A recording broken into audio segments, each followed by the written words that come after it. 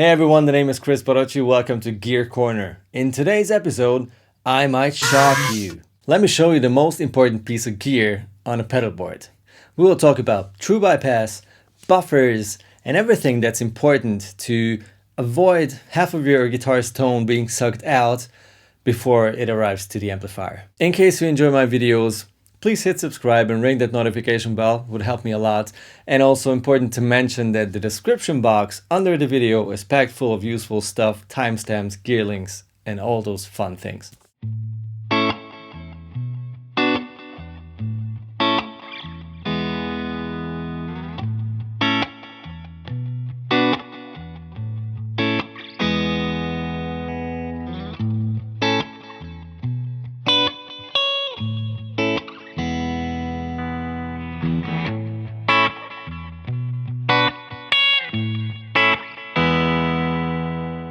First very important thing to talk about is true bypass.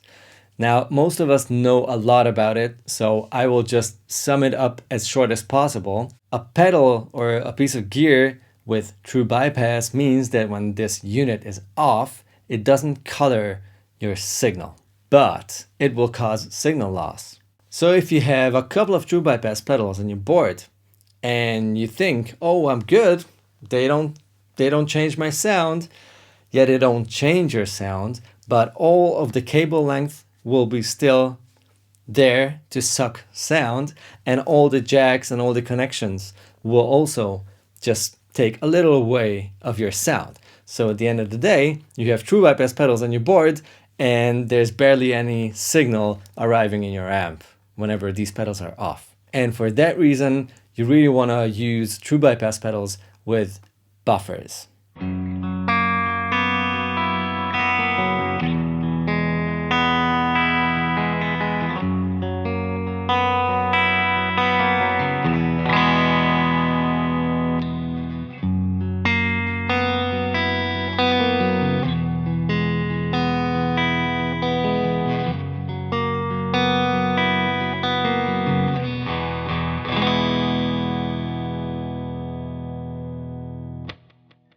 Talking of which, buffers are the next very important thing to talk about. There are buffered bypass pedals. If it's a high quality buffer, it will maybe color your sound a little bit, but it will definitely not make it worse. It will just maybe give a different flavor to it, but it will still sound fantastic. So that's why it's important to have high quality buffer in your buffered bypass pedal. You can of course also go for an extra buffer, something like the Super Clean from Exotic, which is a buffer if it's turned off, and if you turn it on, you have the clean boost on top. So if you're using, let's say, 2 or 3 true bypass pedals, it makes a lot of sense to put a buffer in front or at the end of your pedal board just to recover some of that signal loss. And now let's talk about the most important piece of gear on your pedal board if you want to maintain your guitar's original sound.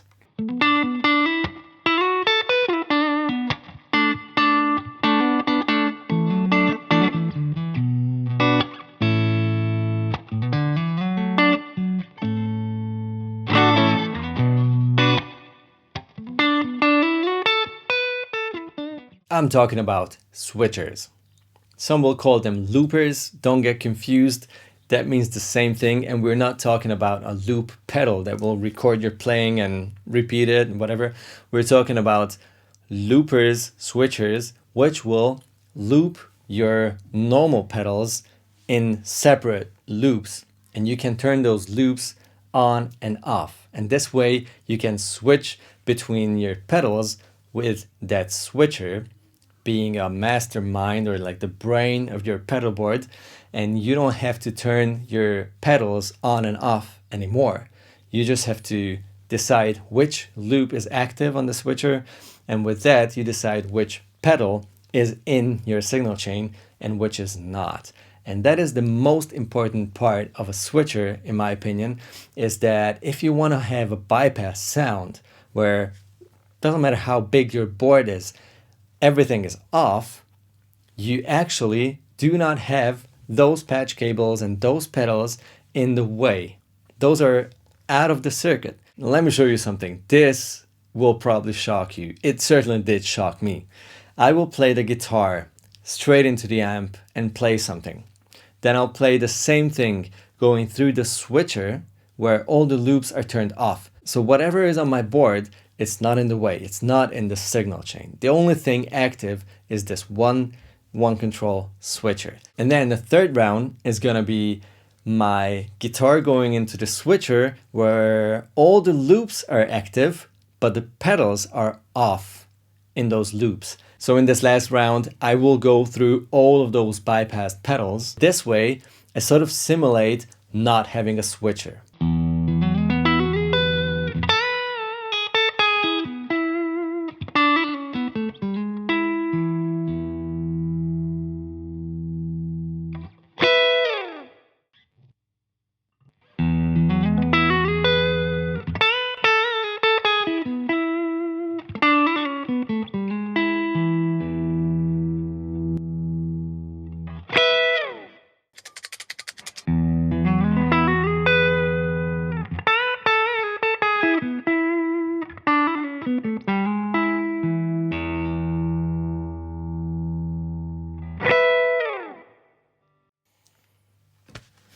It's crazy, right? Don't forget about it. These are very high quality true bypass pedals.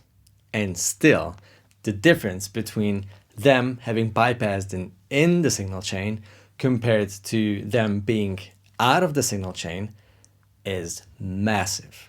Now you could say that a buffer right at the end of a pedal board without the switcher will have the same effect, because the buffer will recover that signal loss and those frequencies and everything that gets lost with all of these bypassed pedals being in the signal chain. Well, let's see. This is the Super Clean from Exotic. It's an awesome buffer when it's off. I will do the same thing again with and without the buffer at the end. I will turn on and off the loops of the switcher with which I have the bypass pedals on my board in and out of the signal chain. I really hope you guys can follow me with this. If not, let me know in the comment section.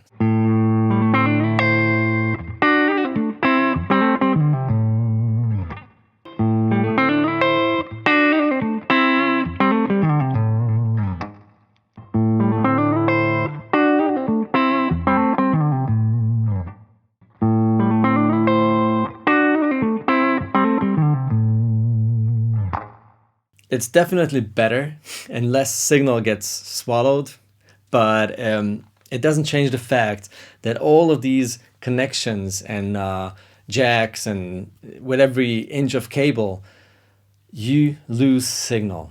Honestly, I was freaking out the first time I figured that out because I've spent so much time and money on pickups and different strings and amps and this and that and cables, and I never thought of that, how seriously my tone gets influenced by having a few pedals in the way.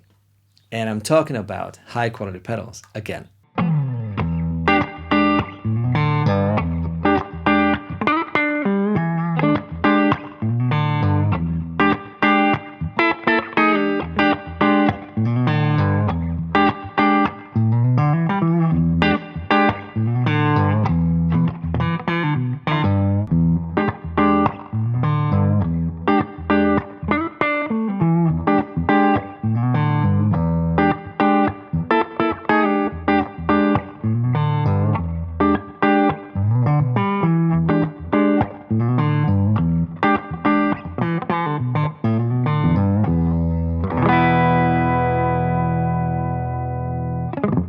And the other very important thing about switchers, especially about programmable switchers, is that it makes switching between sounds and pedals way easier. First of all, a switcher will be right in front of you, so you don't have to sort of search with your foot on your board until you find that pedal that you want to turn on and off. You have the switcher right in front of you, and you have all the pedals basically looped in that switcher in the front row. And of course, if it's a programmable switcher, you'll also have the comfort of programming, like let's say an overdrive and a boost, if you always use those two together, you can put them in one loop, or you can program your switcher to turn those two loops on at the same time. So with that, you have a preset for your solo sound, a preset for your clean modulated sound, a preset for your crunchy sound, whatever. It's doable with a programmable switcher.